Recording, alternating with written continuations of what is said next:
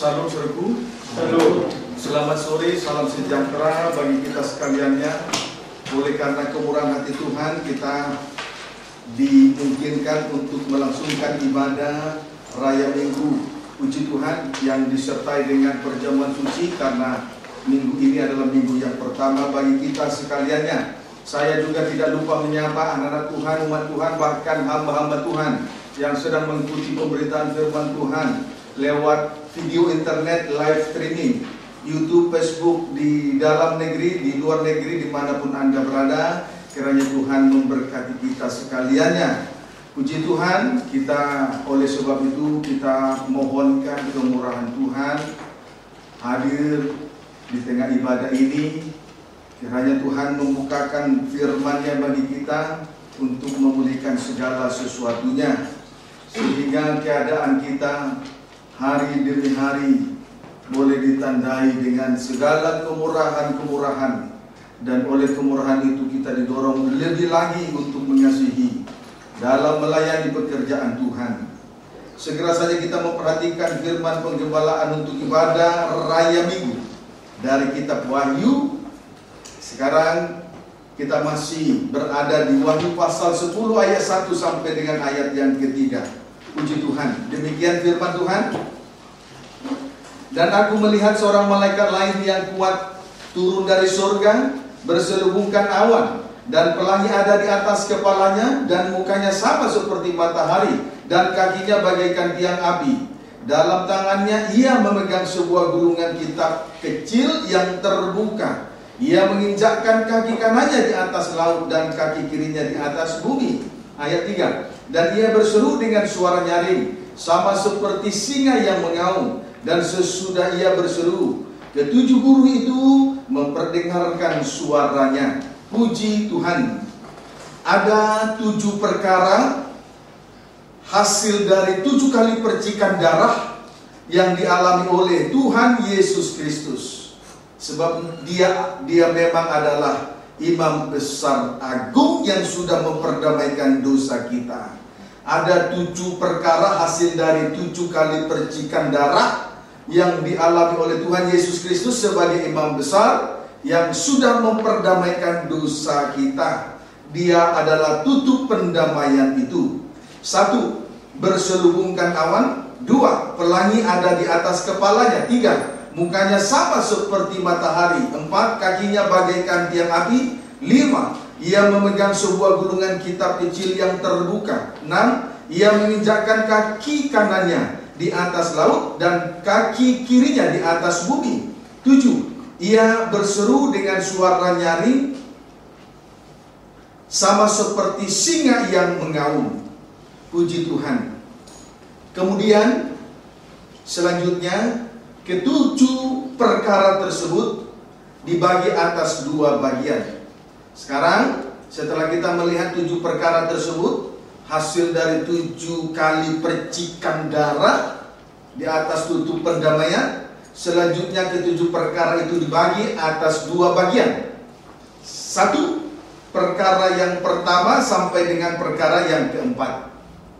Ya, itu pembagiannya. 1. Perkara yang pertama sampai dengan perkara yang keempat adalah sesuatu yang melekat atau terikat atau terkurung di dalam diri Tuhan Yesus Kristus. 1. Perkara yang pertama sampai dengan perkara yang keempat adalah sesuatu yang melekat di dalam diri Tuhan Yesus Kristus. 2. Perkara kelima sampai dengan perkara ketujuh adalah tindakan-tindakan dari Tuhan Yesus Kristus. Perkara kelima sampai dengan perkara ketujuh berarti ada 3 perkara. Semuanya itu adalah tindakan-tindakan dari Tuhan Yesus Kristus. Amin. Amin. Perkara 1 sampai 4 itu sesuatu yang melekat di dalam dirinya, itu tidak bisa dihapus. Kemudian yang kedua, perkara 5 sampai 7 itu 3 perkara tersebut merupakan tindakan-tindakan dari Tuhan Yesus Kristus. Kesimpulannya, 4 perkara melekat di dalam diri Tuhan Yesus Kristus, sedangkan 3 perkara berikutnya adalah tindakan-tindakan dari Tuhan Yesus Kristus. Sekarang marilah kita perhatikan tentang 4 perkara. Terlebih dahulu kita memperhatikan 4 perkara melekat di dalam diri Tuhan Yesus Kristus. Itulah perkara pertama sampai dengan perkara keempat. Amin. Menunjukkan 4 perkara melekat di dalam diri Tuhan Yesus Kristus, menunjukkan bahwa Tuhan Yesus Kristus adalah anak domba Paskah. Ya, 4 perkara melekat di dalam diri Tuhan Yesus Kristus menunjukkan bahwa Yesus Kristus adalah anak domba Paskah. Keluaran 12. Keluaran 12.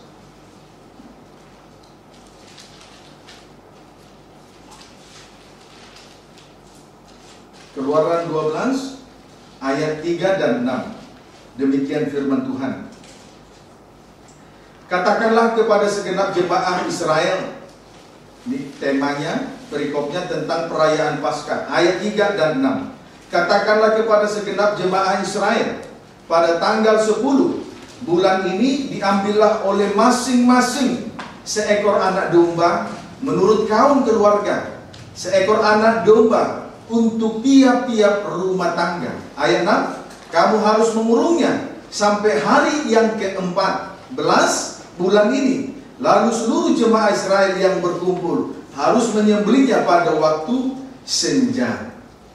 Anak domba Paskah, di sini kita perhatikan anak tentang perayaan Paskah. Anak domba Paskah itu diambil pada tanggal 10. Ya, anak domba Paskah diambil pada tanggal 10. Kemudian dikurung sampai pada tanggal 14, lalu disembelih pada waktu senja. Ya, anak domba Paskah diambil pada tanggal 10, kemudian dikurung sampai pada tanggal 14, lalu disembelih pada waktu senja.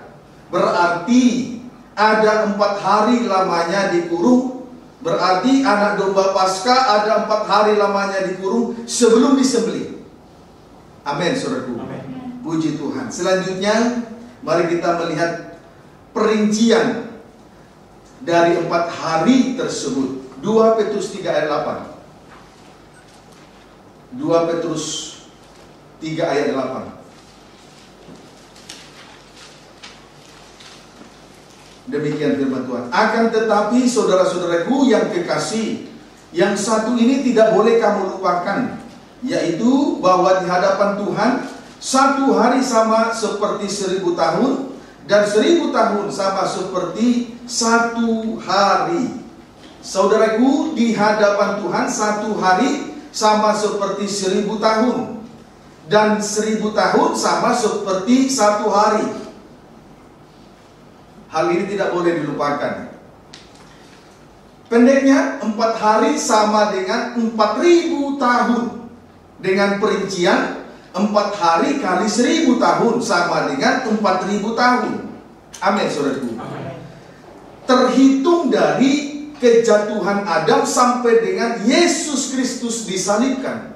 Jadi 4000 tahun itu terhitung dari kejatuhan Adam sampai dengan Yesus disalibkan.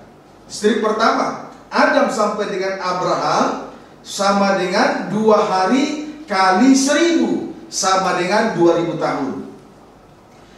Strip yang kedua, Abraham sampai dengan Tuhan Yesus disalibkan sama dengan 2 hari kali 1000 sama dengan 2000 tahun. Amin.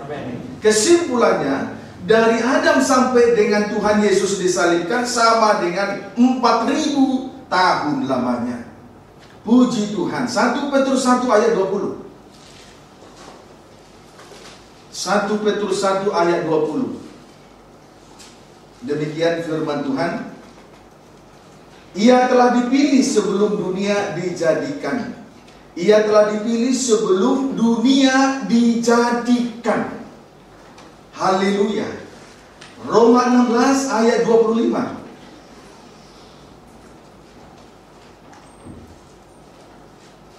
Roma 16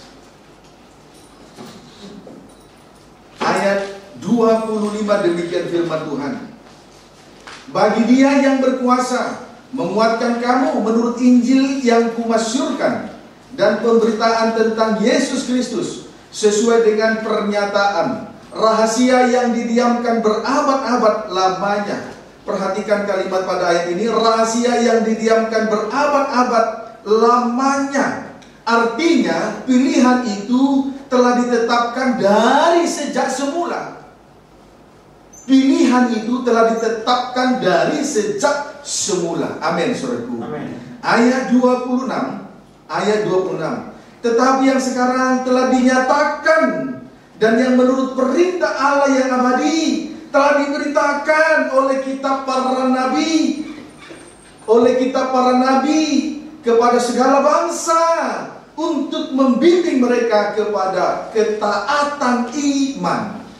Tetapi sekarang telah dinyatakan, diberitakan oleh kitab para nabi kepada segala bangsa untuk membimbing mereka kepada ketaatan iman. Puji Tuhan. Haleluya. Sekarang anak domba Paskah telah dinyatakan, telah diberitakan. Baik bukan saja para rasul, tetapi dari sejak para nabi, kitab para nabi juga diberitakan dan sekarang dinyatakan untuk membimbing kita, bahkan untuk membimbing segala bangsa kepada ketaatan iman. Kepada ketaatan iman. Amin. Galatia 3 ayat 22 sampai 23. Galatia 3 ayat 22 sampai 23. Demikian firman Tuhan. Tetapi kitab suci telah mengurung segala sesuatu di bawah kekuasaan dosa, supaya oleh karena iman dalam Yesus Kristus, janji itu diberikan kepada mereka yang percaya. Perhatikan ayat 23. Sebelum iman itu datang, kita berada di bawah pengawalan hukum Taurat dan dikurung sampai iman itu telah dinyatakan. Dan dikurung sampai iman itu telah dinyatakan.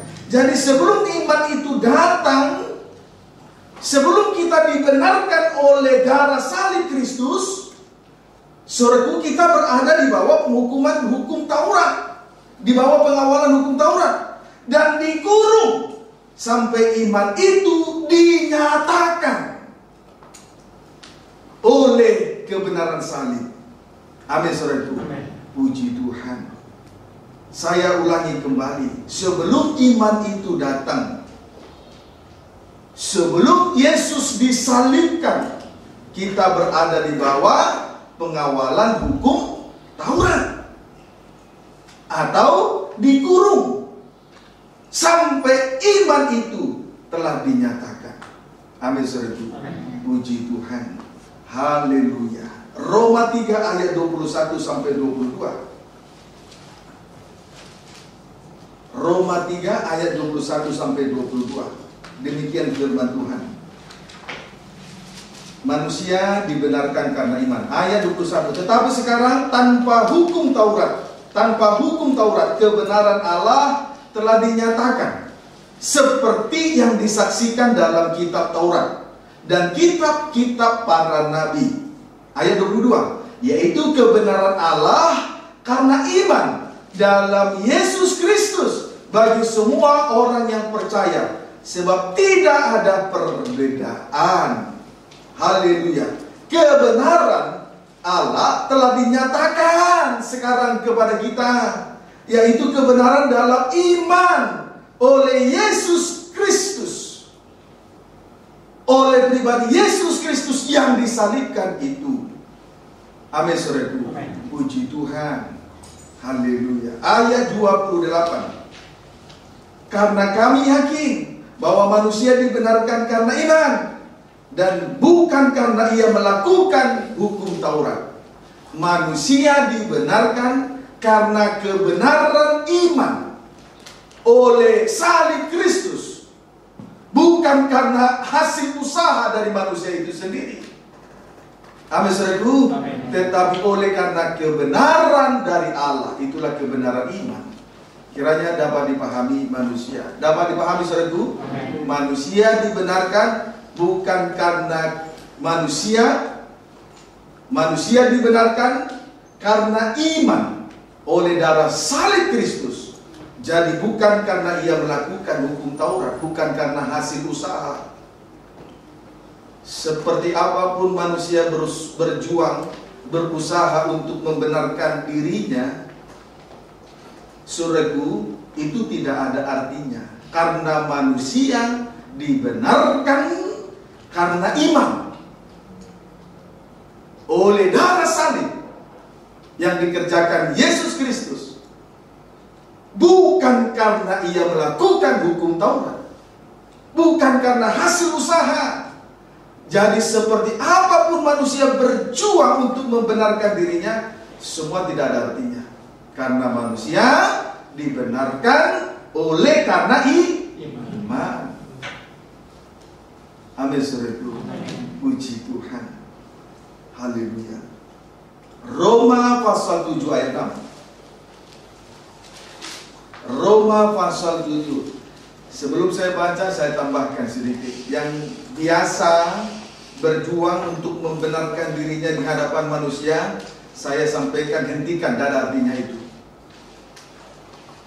Sebab apa? Alasan saya apa? Kita ini hidup di dunia ini hanya sementara. Sebab kita ini adalah warga kerajaan surga. Jadi dari situ kita menantikan kedatangan Tuhan. Kecuali tidak merindukan menjadi warga kerajaan surga, silakan saja hidup menurut kebenaran sendiri. Bisa kita lakukan dengan cara main akal-akalan. Amin, saudaraku. Puji Tuhan. Kiranya dapat dipahami dengan baik. Roma 7 ayat yang ke-6. Roma 7 ayat yang ke-6. Tetapi sekarang kita telah dibebaskan dari hukum Taurat, dari kurungan hukum Taurat. Sebab kita telah mati bagi Dia yang mengurung kita, sehingga kita sekarang melayani dalam keadaan baru menurut roh, dan bukan dalam keadaan lama menurut huruf-huruf hukum Taurat. Puji Tuhan. Sekarang kita telah bebas dari hukum Taurat, sebab kita telah mati bagi Dia, bagi hukum Taurat yang mengurung kita. Amin, saudaraku. Bukti telah bebas dari kurungan hukum Taurat, melayani dalam keadaan baru, bukan dalam keadaan lama. Itu bukti. Bebas, itu bukti. Bukti telah bebas dari kurungan hukum Taurat, melayani dalam keadaan baru, bukan dalam keadaan lama. Keadaan baru, melayani menurut roh. Istri pertama, keadaan baru artinya melayani menurut roh. Istri yang kedua, keadaan lama artinya melayani menurut huruf hukum Taurat. Huruf hukum Taurat. Nah, itu ibadah lahiriah, ibadah Taurat. Puji Tuhan. 2 Korintus 3 ayat 6. 2 Korintus 3 ayat yang ke-6.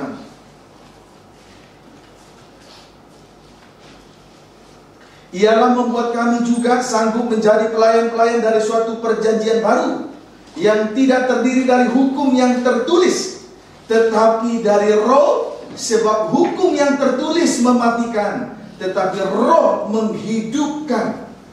Puji Tuhan. Pelayan-pelayan dari suatu perjanjian baru tidak terdiri dari hukum yang tertulis, tetapi dari roh. Saya ulangi, pelayan-pelayan dari suatu perjanjian baru tidak terdiri dari hukum yang tertulis. Hukum yaitu huruf yang tertulis, tetapi dari roh. Step pertama, hukum yang tertulis menunjuk ibadah Taurat atau ibadah lahiriah, ibadah menurut perintah-perintah dan aturan-aturan manusia. Itu hukum yang tertulis. Step yang kedua, ibadah atau pelayanan menurut pimpinan roh, terlepas dari aturan-aturan manusia atau aturan organisasi. Amin, saudaraku. Puji Tuhan, itu menghidupkan.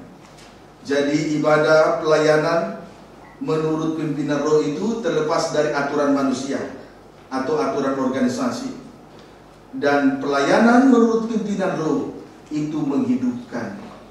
Kalau pelayanan dalam perjanjian yang lama sama seperti hukum yang tertulis. Huruf yang tertulis pada dua loh batu mematikan, tapi roh yang menghidupkan. Amin, saudaraku.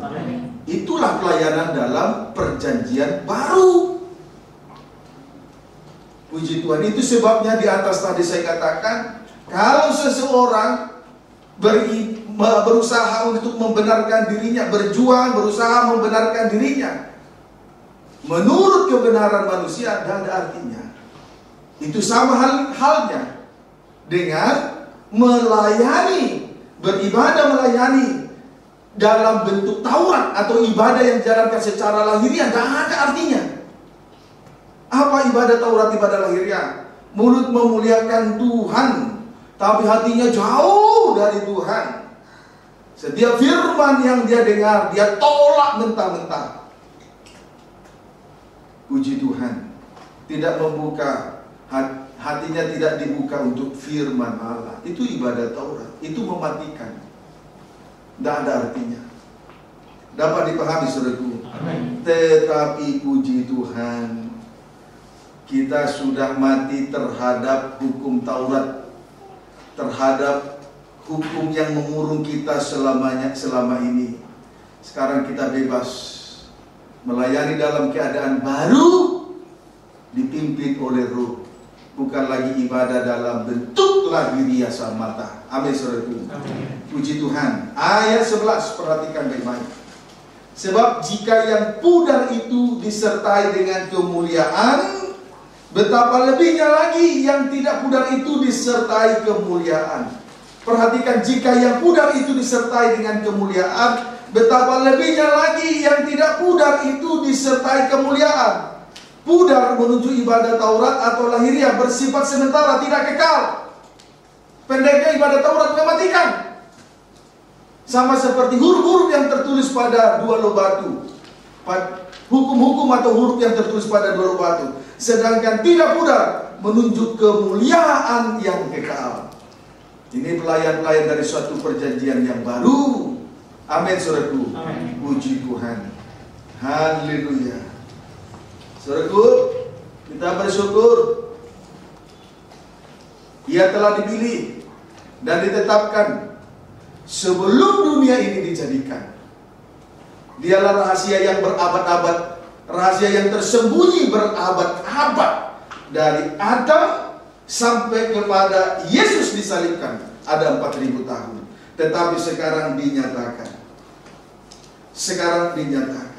Sehingga kita melayani dalam keadaan hidup baru. Pelayan, itulah yang disebut pelayan-pelayan dari suatu perjanjian baru. Amin, saudaraku. Puji Tuhan. Haleluya. Nah, sekarang kita lanjut. Mari kita perhatikan tentang perayaan Paskah. Lalu kembali kita membaca Keluaran pasal 12 ayat 2 sampai 4 dan ayat 7. Keluaran pasal 12 ayat 2 sampai 4 dan ayat 7. Demikian firman Tuhan. Bulan inilah akan menjadi permulaan segala bulan bagimu. Itu akan menjadi bulan pertama bagimu tiap-tiap bulan. Ayat 3, katakanlah kepada segenap jemaah Israel, pada tanggal 10 bulan ini, diambillah oleh masing-masing seekor anak domba, menurut kaum keluarga, seekor anak domba, untuk tiap-tiap rumah tangga. Ayat 4, tetapi jika rumah tangga itu terlalu kecil jumlahnya untuk mengambil seekor anak domba, maka ia bersama-sama dengan tetangganya yang terdekat ke rumahnya haruslah mengambil seekor menurut jumlah jiwa. Tentang anak domba itu, kamu buatlah perkiraan menurut keperluan tiap-tiap orang. Ayat 7. Kemudian dari darahnya haruslah diambil sedikit dan dibubuhkan pada kedua tiang pintu dan pada ambang atas, pada rumah-rumah di mana orang memakannya. Puji Tuhan. Sekarang catatan penting tentang anak domba Paskah. Ini catatan penting yang kedua setelah catatan penting yang pertama minggu lalu, ya. Amin. Catatan penting tentang anak domba Paskah. 1. Paskah menjadi permulaan segala bulan. Menjadi dalam kurung menjadi bulan baru. Tertulis pada ayat 2 tadi. 2. Seekor anak domba cukup untuk tiap-tiap rumah tangga. Tertulis pada ayat 3. 3. Darah domba Paskah dibubuhkan pada kedua tiang pintu dan pada ambang atas. Tertulis pada ayat 7. Ini catatan penting dalam perayaan Paskah. Amin, saudaraku. Setelah catatan penting yang pertama pada minggu yang lalu, yaitu anak domba itu harus jantan. 1, 2, tidak bercela. 3, berumur setahun. Tertulis pada ayat yang kelima. Pada minggu lalu telah disampaikan, dipaparkan. Semoga masih teringat. Kita ingat, tertulis, teringat di dalam pikiran, hati pikiran kita masing-masing. Amin. Amin. Marilah kita ikuti 3 perkara tersebut. Tentang Paskah menjadi permulaan segala bulan atau menjadi bulan baru. Jadi Paskah menjadi permulaan segala bulan atau menjadi bulan baru. Puji Tuhan. Berarti kalender Israel diubah.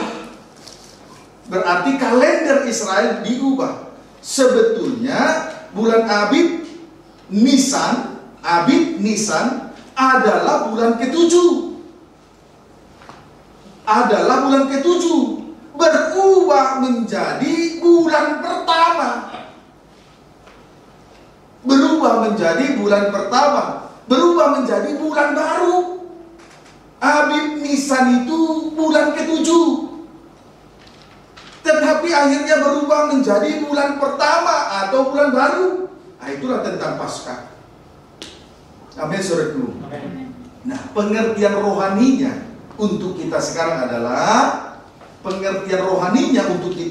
adalah menerima Yesus dan percaya kepada anak domba Allah sebagai Tuhan dan Juru Selamat akan menghasilkan suatu permulaan baru, yaitu menjadi suatu kehidupan baru atau lahir baru.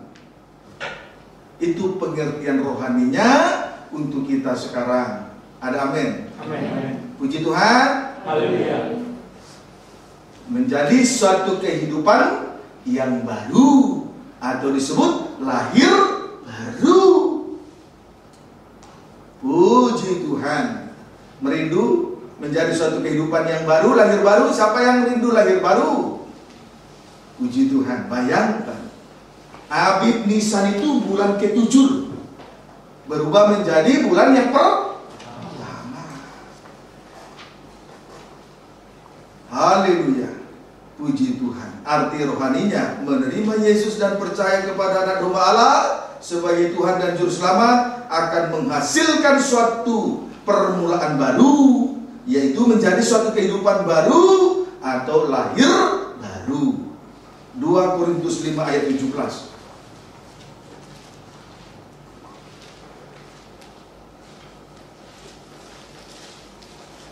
Bersyukur ya, terima pengacara mempelai ya. Amin. Puji Tuhan. Haleluya. Kalau pengajaran mempelai disampaikan, tersingkap segala yang terselubung tersingkap. Tetapi apabila mungkin karena dosa itu tersingkap, lalu kita harus menjadi korban, tidak perlu heran. Justru kita harus membawa mereka kepada Tuhan. Itulah yang dilakukan Yesus di atas kayu salib sebagai doa penyahutannya. Eloi, Eloi, lama sabachthani. Amin, saudaraku. Amin. Puji Tuhan. Haleluya. Baik. 2 Korintus pasal 5 ayat 17. 2 Korintus pasal 5 ayat 17. Jadi, siapa yang ada di dalam Kristus, ia adalah ciptaan baru. Yang lama sudah berlalu, sesungguhnya yang baru sudah datang. Siapa yang ada di dalam Kristus, percaya kepada Yesus Kristus sebagai Tuhan dan Juru Selamat. Ia adalah ciptaan baru yang lama sudah berlalu. Amin. Amin. Puji Tuhan. Perlu untuk diketahui, ciptaan baru adalah kehidupan yang sesungguhnya di hadapan Tuhan. Ciptaan baru adalah kehidupan yang sesungguhnya di hadapan Tuhan. Lahir baru atau menjadi suatu kehidupan yang baru, itulah kehidupan yang sesungguhnya di hadapan Tuhan. Amin, saudaraku. Banyak manusia hidup tapi mati.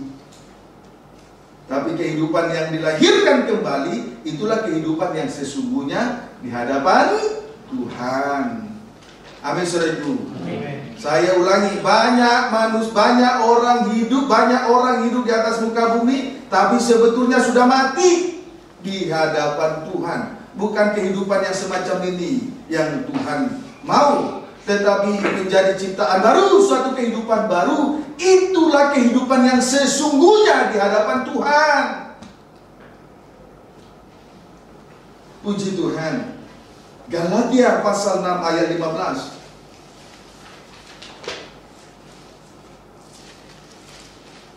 Galatia pasal 6 ayat 15.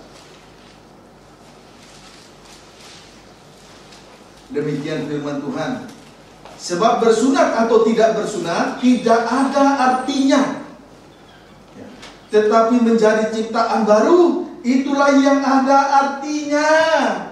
Perhatikan baik-baik. Bersunat atau tidak bersunat tidak ada artinya, tetapi menjadi ciptaan baru, itulah yang ada artinya. Pertama-tama hukum Taurat diberikan kepada Israel. Kelebihan orang Israel adalah satu, pertama-tama kepada mereka dipercayakan hukum Taurat. Yang kedua, mereka itu adalah kehidupan yang bersunat. Itu tanda-tanda kelebihan dari bangsa Israel. Tetapi Rasul Paulus dengan tegas menyampaikan yang sesungguhnya, kebenaran yang hakiki di hadapan para sidang jemaat di Efesus. Bersunat atau tidak bersunat tidak terlalu penting. Tanda-tanda kelebihan itu tidak terlalu penting. Yang terpenting adalah tetapi yang menjadi ciptaan baru, itulah yang ada artinya. Itulah kehidupan yang sesungguhnya di hadapan Tuhan. Itu sebabnya di atas tadi saya katakan, banyak orang hidup tapi sesungguhnya mati di hadapan Tuhan. Ini kehidupan yang tidak ada arti. Sekalipun dia memiliki tanda-tanda kelebihan di dalam tubuhnya, tidak berarti. Yang berarti adalah menjadi suatu kehidupan yang baru, ciptaan baru di dalam Kristus Yesus. Itu adalah suatu kehidupan yang berarti di hadapan Tuhan. Amin, saudaraku. Puji Tuhan. Hebatnya ketika merayakan Paskah pada saat Abib Nisan, itu kalender bulan 7 itu di dalam kalender, tapi berubah menjadi permulaan yang baru, bulan yang baru. Puji Tuhan. Haleluya. Puji Tuhan. Puji Tuhan. Haleluya. Haleluya. Siapa yang mau jadi ciptaan baru? Haleluya. Puji Tuhan. Saya juga. Bukan hanya saudara ya, saya juga mau jadi ciptaan baru. Haleluya. Yohanes 1 ayat 1 sampai dengan ayat 2. Lebih jauh kita lihat tentang ciptaan baru, proses untuk menjadi ciptaan baru. Sekarang proses untuk menjadi ciptaan baru, Injil Yohanes pasal 1. Injil Yohanes pasal 1 ayat 1 sampai dengan ayat 2. Injil Yohanes pasal 3 maksud saya ya. Injil Yohanes pasal 3 ayat 1 sampai dengan ayat 2. Percakapan dengan Nikodemus. Percakapan Nikodemus dengan Yesus ya. Ayat 1. Adalah seorang Farisi yang bernama Nikodemus, seorang pemimpin agama Yahudi. Ia datang pada waktu malam kepada Yesus dan berkata, "Rabi, kami tahu bahwa engkau datang sebagai guru yang diutus Allah, sebab tidak ada seorang pun yang dapat mengadakan tanda-tanda yang engkau adakan itu jika Allah tidak menyertainya." Nikodemus mengakui bahwa Yesus adalah guru yang diutus Allah. Amin. Alasan dia mengatakan itu oleh karena tanda-tanda ataupun mujizat-mujizat yang diadakan oleh Yesus Kristus. Alasan ia mengakui bahwa Yesus guru yang diutus oleh Allah oleh karena tanda-tanda ataupun mujizat-mujizat yang diadakan oleh Yesus Kristus. Saudaraku, tadi sudah jelas di dalam Galatia pasal 6 ayat 15, bersunat atau tidak bersunat itu tidak terlalu penting. Padahal itu, sunat itu kelebihan, salah satu kelebihan dari bangsa Israel. Tanda kelebihan dalam tubuh tidak terlalu penting, termasuk tanda-tanda heran, termasuk mukjizat-mukjizat. Biar sejuta kali mukjizat terjadi di hadapan mata, kalau seseorang tidak menjadi ciptaan baru, tidak artinya.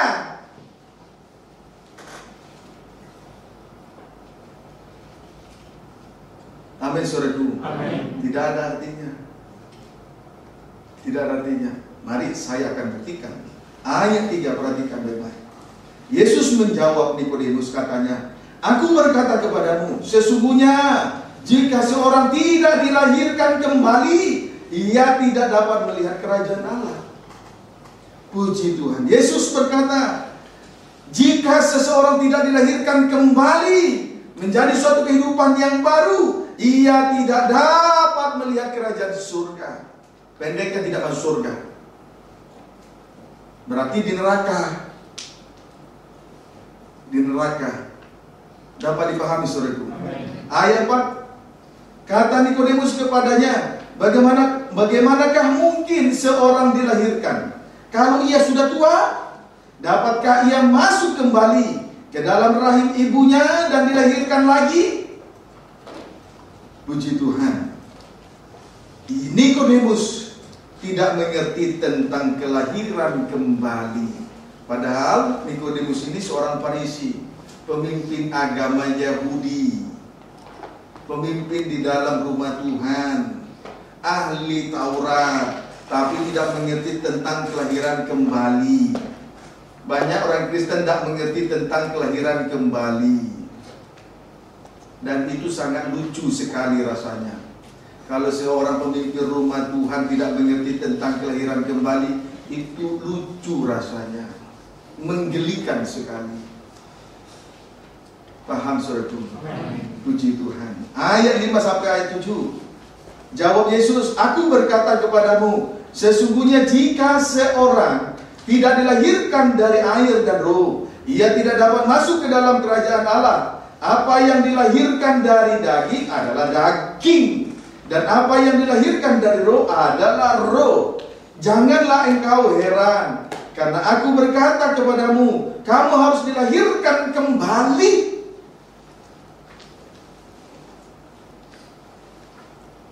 Yesus dengan tegas berkata kepada Nikodemus, kamu harus dilahirkan kembali. Dilahirkan kembali berarti dilahirkan dari air dan roh. Dilahirkan kembali berarti dilahirkan dari air dan roh. Amin, saudaraku. Puji Tuhan. Sebab Yesus berkata, apa yang dilahirkan dari daging adalah daging. Itulah kehidupan, itulah manusia yang hidup tapi mati. Sebaliknya, apa yang dilahirkan dari roh, oleh karena pekerjaan roh, adalah roh, bukan daging. Jadi yang dilahirkan kembali menjadi suatu kehidupan yang baru, lahir baru. Itulah kehidupan manusia rohani, bukan lagi manusia daging. Yang dilahirkan roh besar, air besar, adalah roh manusia rohani. Amin, saudaraku. Puji Tuhan. Inilah kehidupan yang berarti di hadapan Tuhan. Ini yang Tuhan mau. Puji Tuhan. Jangan sampai kita hidup tapi mati. Jangan sampai kita hidup tapi tidak berarti di hadapan Tuhan. Seringkali kita berjuang untuk menjadi kehidupan yang berarti untuk sesama hanya karena perkara lahiriah, tapi tidak menjadi suatu kehidupan yang berarti karena ia tidak memperhatikan melayani pekerjaan Tuhan. Suatu kekeliruan yang besar dari kebanyakan orang Kristen di hari-hari ini. Kebodohan semacam ini sebetulnya tidak boleh dipertahankan lagi. Amin, saudaraku. Puji Tuhan. Dilahirkan air, dilahirkan dari air, menunjuk baptisan air. Dilahirkan dari air, menunjuk baptisan air.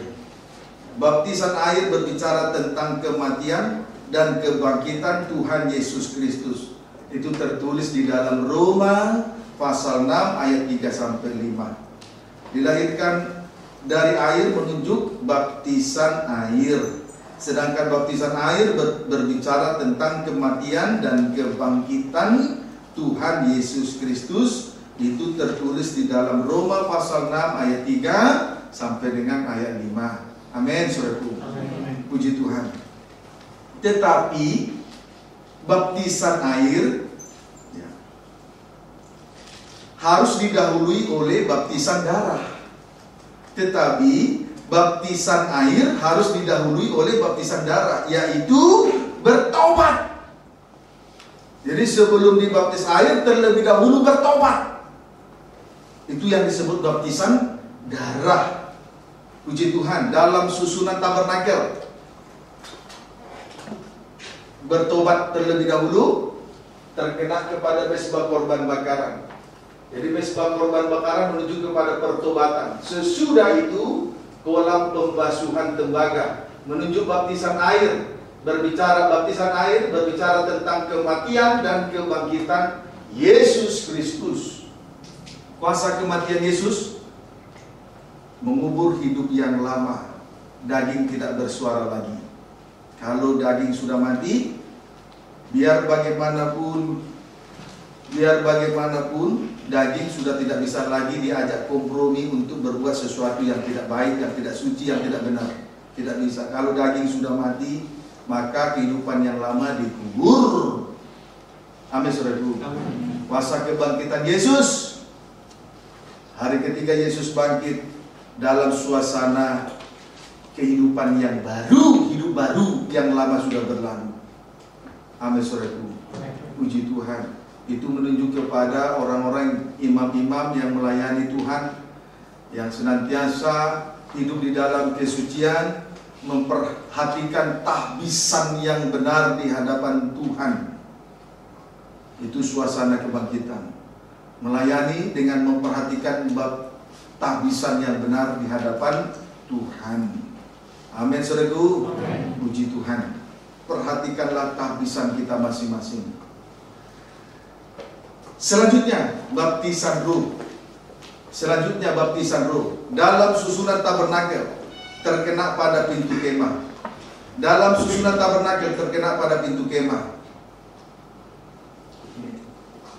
Baptisan darah, baptisan air, baptisan roh.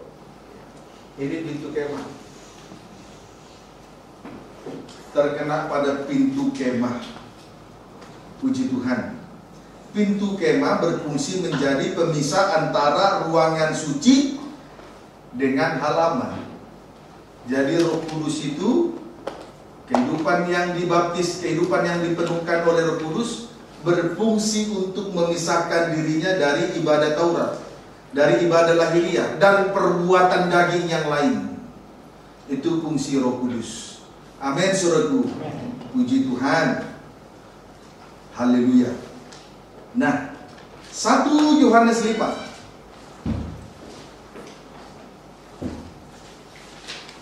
untuk menguatkan baptisan darah, baptisan air, dan baptisan roh. Segera saja kita perhatikan 1 Yohanes pasal yang ke-5 ayat 7 sampai dengan ayat 8. Demikian firman Tuhan. Kesaksian tentang anak Allah. Ayat 7, sebab ada 3 yang memberi kesaksian di dalam surga, Bapa, Firman, dan Roh Kudus, dan ketiganya adalah satu. Kemudian, dan ada 3 yang memberi kesaksian di bumi, roh, dan air, dan darah, dan ketiganya adalah satu kesatuan. Puji Tuhan.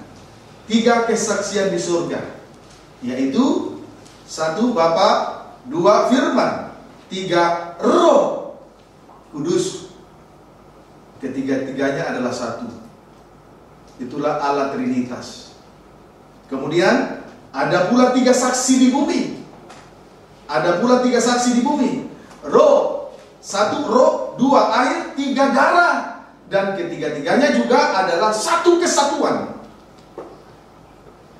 Jadi saudara jangan heran kalau darah itu disebut juga dengan baptisan darah. Amin, saudara itu.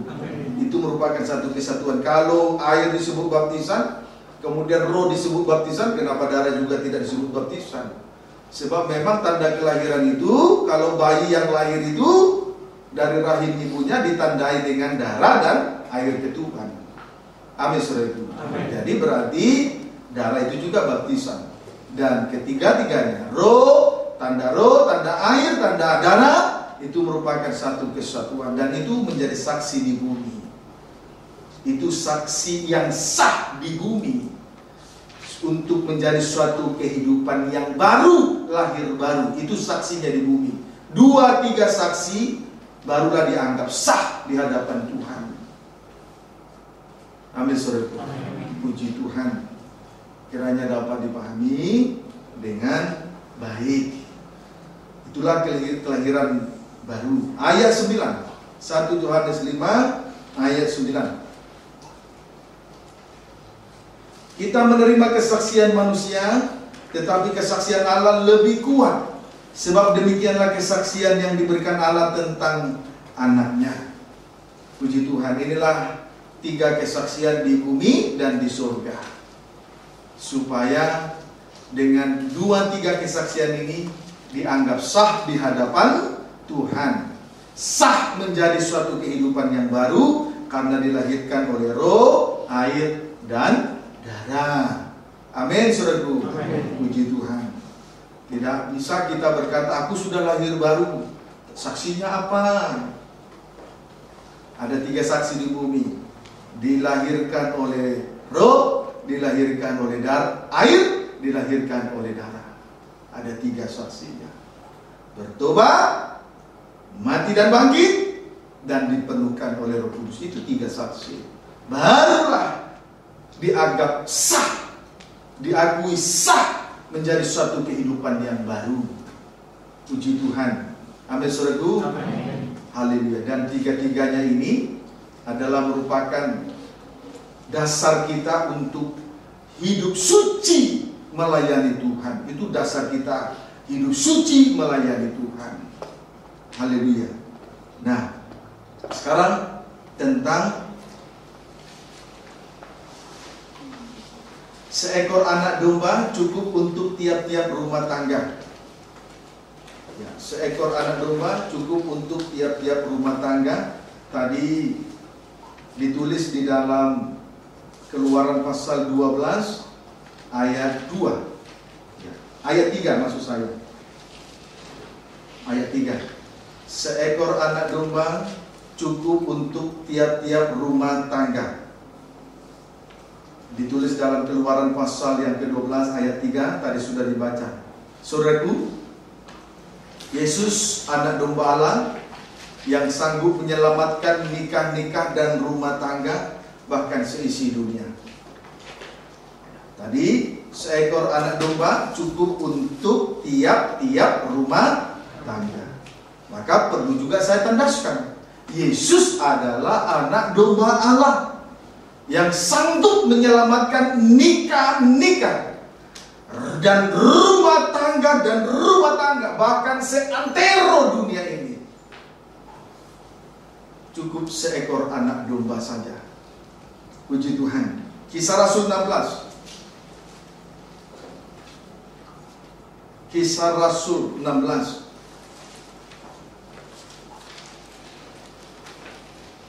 Kisah Rasul 16 ayat 30 sampai dengan ayat 31. Boleh saya baca dulu ayat yang ke-27. Ketika kepala penjara itu terjaga dari tidurnya dan melihat pintu-pintu penjara terbuka, ia menghunus pedangnya hendak membunuh dirinya, karena ia menyangka bahwa orang-orang hukuman itu telah melarikan diri. Orang-orang tahanan itu melarikan diri. Tetapi Paulus berseru dengan suara nyaring, katanya, "Jangan celakakan dirimu, sebab kami semuanya masih ada di sini." Kepala penjara itu menyuruh membawa suluh, lalu berlari masuk dengan gemetar. Tersungkurlah ia di depan Paulus dan Silas yang sedang ada di dalam penjara itu. Jadi sebelum kita membaca, sebelum saya jelaskan ayat 30-31, di dalam penjara yang ada di dalam penjara di Filipi, Silas dan Paulus mereka memuji Tuhan, menyembah Tuhan semalam-malaman. Dengan pujian penyembahan itu goncanglah segala sesuatu, termasuk penjara. Pada saat keadaan tergoncang, pintu penjara terbuka, lalu kepala penjara juga terbangun dan melihat pintu penjara terbuka. Karena pintu penjara terbuka, dia berusaha menarik pedang dan ingin bunuh diri, karena dia merasa lalai dalam tanggung jawabnya. Tetapi Paulus berkata, "Jangan celakakan dirimu, jangan bunuh diri, itu sama dengan celaka." Bunuh diri bukan cara satu-satunya untuk menyelesaikan masalah, itu mencelakakan diri nanti. Kami masih ada di sini. Lalu tersungkurlah kepala penjara. Puji Tuhan. Haleluya. Tadi siapa yang menyembah di rumah? Ya, adakan pujian penyembahannya. Amin, saudaraku. Haleluya. Barulah kalau dicatat nanti silakan. Ayat 30. Ayat 30 sampai 31 terlebih dahulu. Ia mengantar mereka keluar sambil berkata, "Tuhan, Tuhan, apa yang harus aku perbuat supaya aku selamat?" Jawab mereka, Silas dan Paulus, "Percayalah kepada Tuhan Yesus Kristus, dan engkau akan selamat, engkau dan seisi rumahmu." Melihat peristiwa yang luar biasa itu, yang tadinya binasa tapi akhirnya selamat dari kematian, kepala penjara di Filipi bertanya kepada Paulus, "Tuhan, Tuhan, apa yang harus aku perbuat supaya aku selamat?" Paulus berkata, "Percayalah kepada Tuhan Yesus Kristus. Dia adalah anak domba Paskah yang telah disembelih. Maka engkau akan selamat. Engkau dan seisi rumahmu selamat." Jadi cukup seekor anak domba saja untuk tiap-tiap rumah tangga. Puji Tuhan. Amin, saudaraku. Haleluya. Ayat 32 sampai 34. Lalu mereka memberitakan firman Tuhan.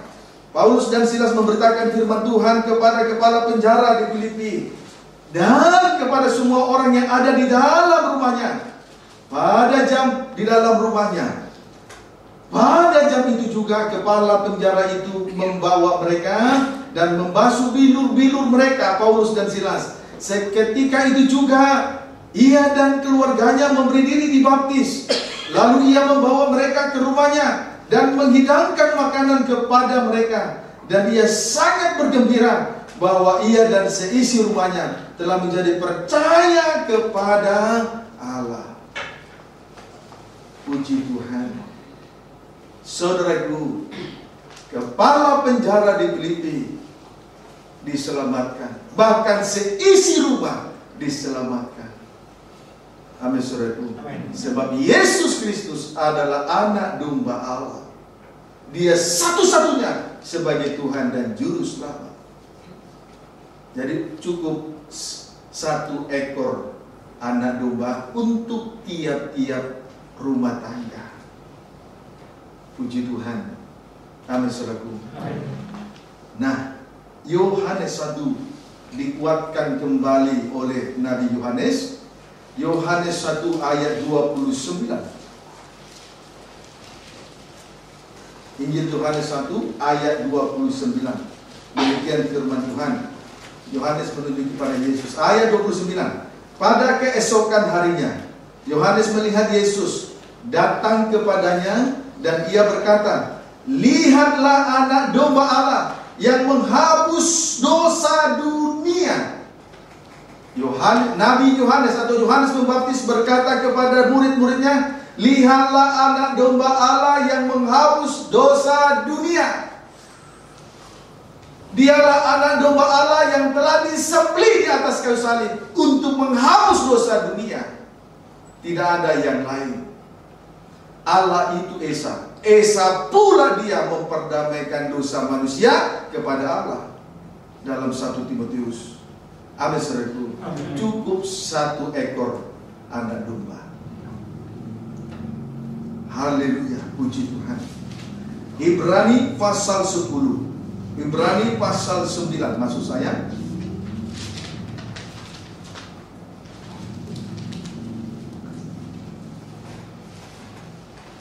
Ibrani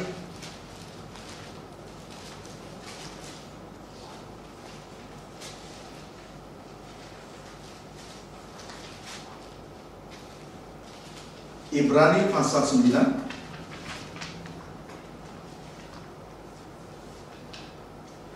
ayat Ibrani pasal 9 ayat 24 sampai 28. Ayat 24 sampai 28. Tetapi saya ingin membaca dimulai dari ayat 18 ya. Penulisan 24 sampai 28. Itulah sebabnya maka perjanjian yang pertama tidak disahkan tanpa darah. Sebab sesudah Musa memberitahukan semua perintah hukum Taurat kepada seluruh umat, ia mengambil darah anak lembu dan darah domba jantan serta air dan bulu merah dan hisop, lalu memerciki kitab itu sendiri dan seluruh umat sambil berkata, "Inilah darah perjanjian yang ditetapkan Allah bagi kamu, dan juga kemah dan semua alat untuk ibadah dipercikinya secara demikian dengan darah. Dan hampir segala sesuatu disucikan menurut hukum Taurat dengan darah. Dan tanpa penumpahan darah tidak ada pengampunan. Jadi segala sesuatu yang melambangkan apa yang ada di surga haruslah ditahirkan secara demikian. Ditahirkan oleh darah Yesus. Tetapi benda-benda surgawi sendiri oleh persembahan-persembahan yang lebih baik daripada itu. Sebab Kristus, ayat 24-28, sebab Kristus bukan masuk ke dalam tempat kudus buatan tangan manusia. Tadi ayat 18-23 gambaran dari keselamatan yang dikerjakan Yesus. Amin saudaraku.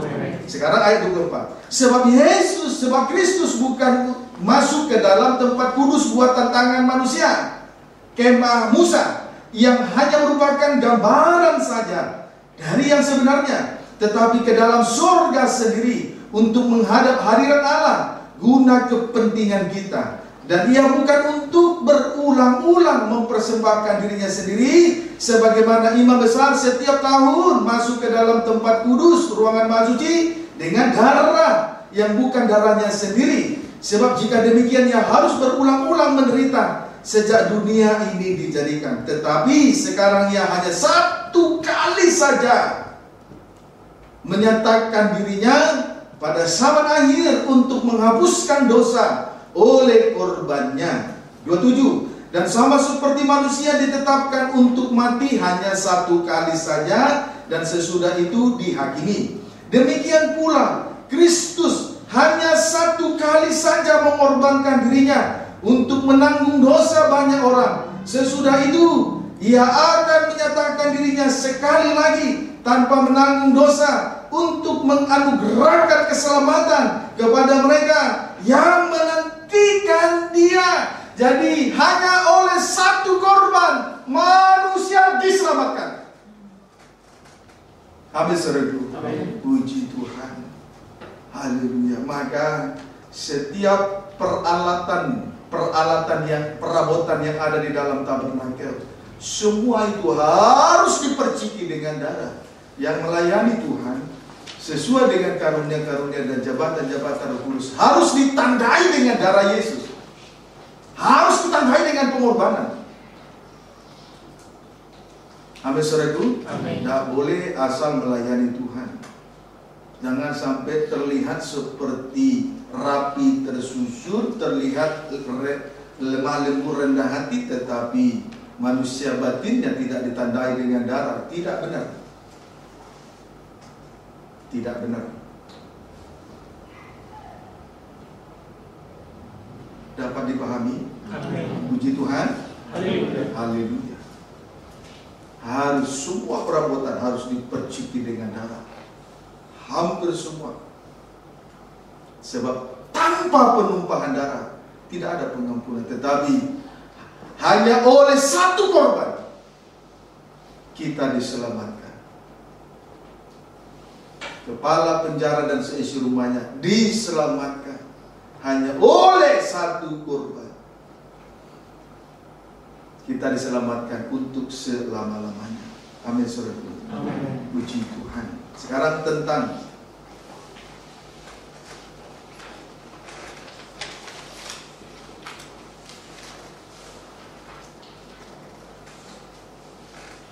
membubuhkan darah pada kedua tiang pintu, membubuhkan darah pada kedua tiang pintu dan ambang atas. Tentang membubuhkan darah pada kedua tiang pintu dan ambang atas. Itu tadi tertulis dalam Keluaran pasal 12 ayat 7. Puji Tuhan. Tapi kita boleh kembali membacanya. Keluaran 12 ayat 7. Keluaran 12 ayat yang ke-7. Kemudian dari darahnya haruslah diambil sedikit dan dibubuhkan pada kedua tiang pintu dan pada ambang atas, pada rumah-rumah di mana orang memakannya. Puji Tuhan.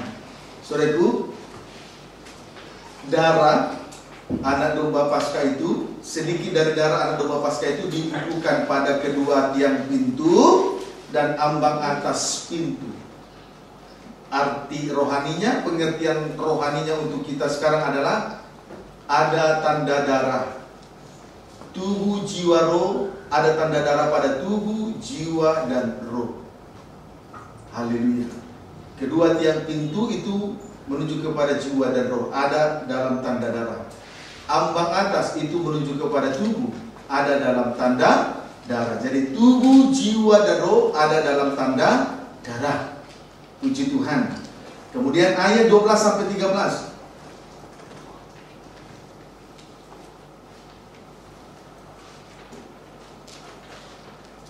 Sebab pada malam ini aku akan menjalani tanah Mesir, dan semua anak sulung dari anak manusia sampai anak binatang akan kubunuh, dan kepada semua Allah di Mesir akan kujatuhkan hukuman.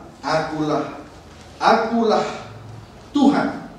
Ayat 13. Dan darah itu yang dibubuhkan kepada kedua tiang pintu dan ambang atas menjadi tanda bagimu pada rumah-rumah di mana kamu tinggal. Apabila aku melihat darah itu, maka aku akan lewat daripada kamu. Jadi tidak akan ada tulah kemusnahan di tengah-tengah kamu apabila aku menghukum tanah Mesir. Puji Tuhan.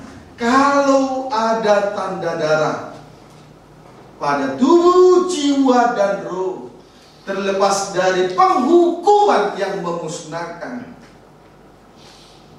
tetapi kematian dari anak sulung orang Mesir, dari Firaun sampai kepada rakyatnya, bahkan anak sulung dari semua binatang mengalami kematian. Puji Tuhan. Amin, saudaraku. Haleluya. Jadi kita ini adalah orang yang paling bersyukur di atas muka bumi ini, karena kita boleh mengalami tanda darah pada tubuh, jiwa, dan roh apabila kita memang beribadah dengan segenap hati, jiwa, akal, budi, dan kekuatan, melayani pekerjaan Tuhan dengan tulus ikhlas, berarti ditandai dengan pengorbanan. Amin, saudaraku. Sekalipun sakit dan susah, tetapi terus berkobar-kobar dalam melayani Tuhan, berarti ada tanda darah pada tubuh, jiwa, dan roh. Dan darah ini adalah jaminan, adalah perlindungan yang kuat untuk terlepas dari penghukuman dan kemusnahan. Tuhan tidak biarkan tulah pemusnah masuk di dalam setiap rumah dari bangsa Israel. Apa tandanya? Bangsa Israel menjadi anak sulung. Apa anak sulung? Beribadah dan melayani kepada Tuhan. Itu jaminan yang luar biasa. Sedikit kesaksian. Ini ibadah raya minggu kesaksian. Beberapa tahun yang lalu saya berurusan dengan tengkulak, atau apa tengkulak, istilah tengkulak, menjual tanah tapi tidak jujur. Itu tengkulak kan? Ya. Hanya seorang yang tahu dari sekian puluh orang. Nah, itu penjual tanah tapi tidak jujur. Nah, tanah itu kebetulan dijual oleh seorang anak Tuhan. Anak Tuhan itu sudah menyerahkan berkas akte jual beli dan sudah lunas. Tapi dia tidak tahu tanahnya di mana. Saya tanya di mana kantornya. Setelah dia beritahu, saya selidiki, saya minta harus ada tanahnya ditunjukkan kepada saya. Ternyata belum ada. Akhirnya, karena saya desak harus ada tanah, maka tengkulak ini pun memaksakan dirinya. Mungkin uangnya sudah habis, dia paksakan untuk membeli. Tetapi beberapa hari kemudian, dalam suatu penglihatan di tengah malam, Tuhan memperlihatkan kaki tangan dari tengkulak ini datang membawa keris warna hitam kurang lebih sepanjang ini. Dari belakang agak menyamping, sebelah kanan belakang menyamping, dia datang hendak menusuk tulang rusuk saya. Tapi sebelum dia sampai tusukan, saya langsung tengking dengan menyebut darah Yesus. Tapi sebelum dia datang, terlebih dahulu Tuhan perlihatkan ada kepala yang sedang melayang sekecil aja. Saya anggap terlalu kecil. Melayang di hadapan saya, rambutnya putih semua, kemudian diikat seperti pendekar. Saya anggap itu guru di atas guru ilmu hitam. Lalu menjulurkan lidahnya panjang, merah sekali lidahnya. Awalnya saya tidak paham apa maksud kepala ini melayang-layang di hadapan saya.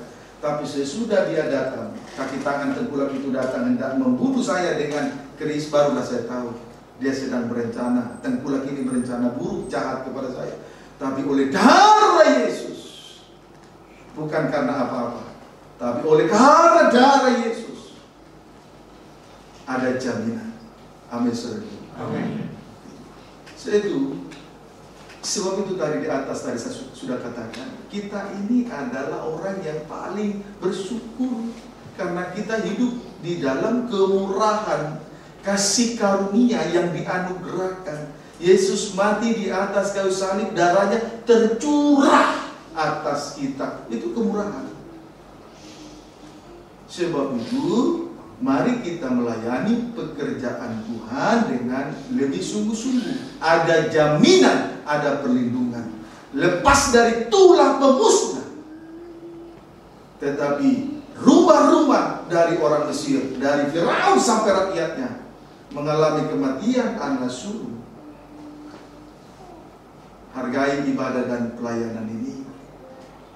Di situ ada tanda darah pada tubuh, jiwa, dan roh. Amin, saudaraku. Puji Tuhan. Haleluya. 1 Petrus 18, 1 Petrus 1 ayat 18 sampai dengan ayat 20.